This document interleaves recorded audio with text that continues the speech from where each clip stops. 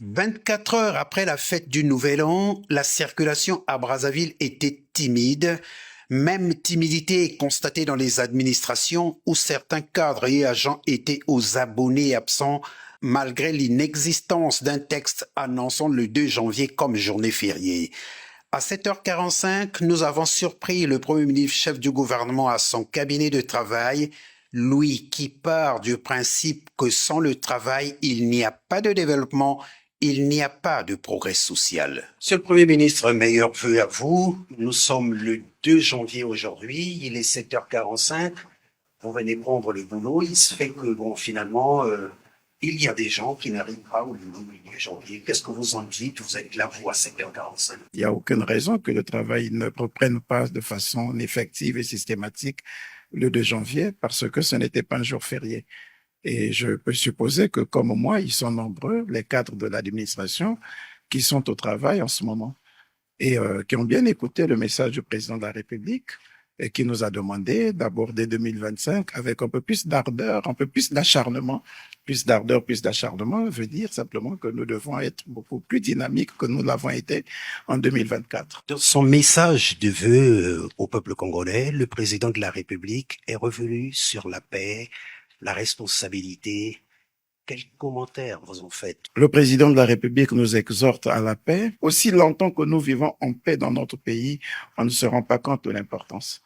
Mais au moindre moment où la paix sera troublée, où on va commencer à errer ça et là, c'est là où on comprendra que oui, la paix est importante. Et puisque nous avons un président de la République qui nous garantit la paix, on n'a pas conscience du travail abyssal qu'il fait pour consolider cette paix.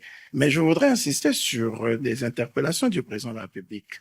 Le président de la République nous a dit que 2024 s'en va en laissant allumer des voyants. Il y a des signaux que 2024 laisse quand même un peu allumés. Et c'est important. C'est important parce que le président de la République a reconnu que 2024 a été une année difficile. Ils sont nombreux les agents de l'État qui se posaient la question si réellement ils auraient même leur salaire au regard des difficultés que nous avons rencontrées entre juin, juillet et septembre, octobre. Mais vous avez vu comment le gouvernement, sous l'autorité du président de la République, s'est mobilisé, a tout mis en œuvre pour permettre aux uns et aux autres de passer ce nouvel an avec beaucoup plus de sérénité. Les difficultés de la vie que nous avions entre juillet et septembre, octobre pourraient être surmontées à partir de l'année 2025. Et le président de la République nous en a donné le signal, nous fait vivre cet espoir. Pour le ministre d'État en charge de la fonction publique, du travail et de la sécurité sociale Firmin Aïssa, il n'y a pas eu un acte administratif qui décrétait la journée du 2 janvier férié. Il est donc clair qu'aujourd'hui est un jour de travail comme tout autre. En effet, aujourd'hui n'est pas un jour férié, c'est un jour de travail. Avions-nous besoin d'attirer l'attention de façon plus officielle et plus solennelle à l'adresse de l'ensemble des fonctionnaires pour leur rappeler que la journée du 2 était une journée normale de travail? La vérité pour nous, c'est la coulée d'évidence. La preuve, c'est que vous nous avez trouvés à notre poste de travail. Je suis assez convaincu que nous ne sommes pas les seuls. Il faudrait que chacun prenne ses responsabilités. Nous, les responsables, de le rappeler aussi chaque fois qu'il faut venir au travail le lendemain d'une fête, sauf si on fait le pont.